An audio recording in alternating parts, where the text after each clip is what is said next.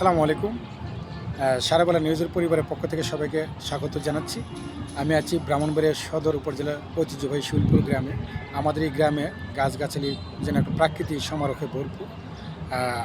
আপনারা জানেন ৬৮,০০০ গ্রাম বাঁচলে বাংলাদেশ বাঁচবে। আজকে যেন ৬৮,০০০ গ্রাম বাঁচলে বাংলাদেশ কথাটা যেন অত্যন্ত চিরন্তন সত্য হলো।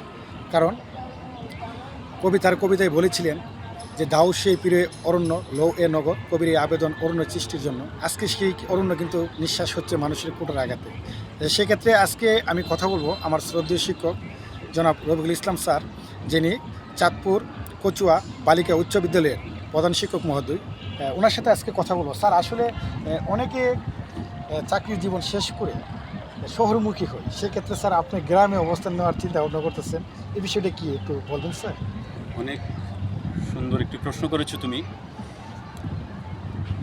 আমরা যারা এই গ্রামে জন্মগ্রহণ করেছি, আমরা এই মাটির প্রতি, এই গ্রামের প্রতি এবং আমার এলাকার মানুষের প্রতি আমাদের একটা দায়বদ্ধতা রয়েছে।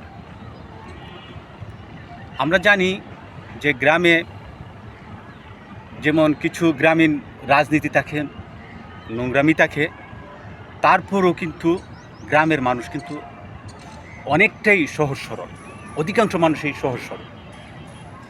আমি যখন আমার কর্মক্ষেত্র থেকে এখানে এসে এই মানুষগুলোর সাথে কথা বলি, আড্ডা দিই, পরিচিত জন যারা আছে তাদের সাথে গল্প করি, তখন আমি মনে হয় যে আমি আবার নতুন করে আমার জীবনটা, সেই দৃষ্টিকোণ থেকে আমি মনে করি যে আমরা যেখানে যেভাবেই থাকি না কেন, যত রকম মান অভিমানই থাকুক না কেন কারো না কারো প্রতি, আমি মনে করি যে সবাই গ্রামের যে মাটিতে যে মাটির আলো বাতাসে বড় হয়েছি, সেখানে আমাদের আসা উচিত, যোগাযোগ রাখা উচিত।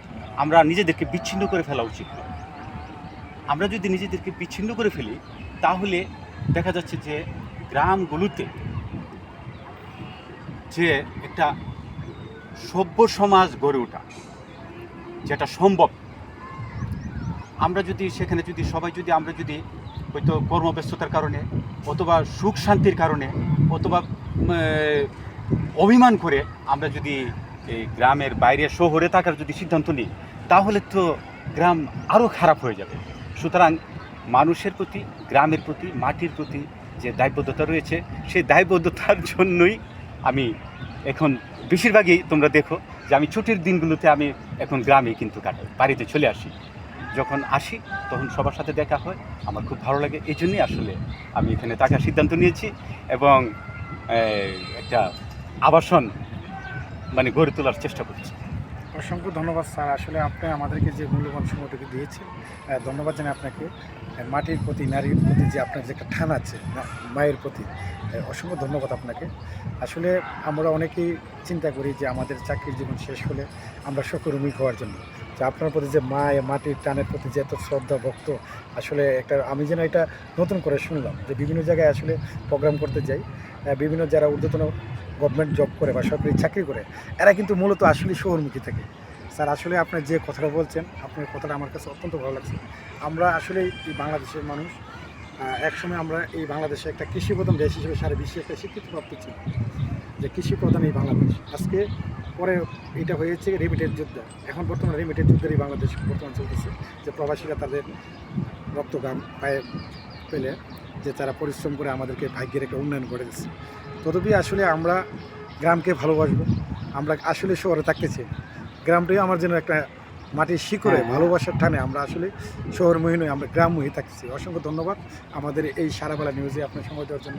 ধন্যবাদ স্যার। ভালো, অনেক ধন্যবাদ সময় দেওয়ার জন্য এবং আমার এখানে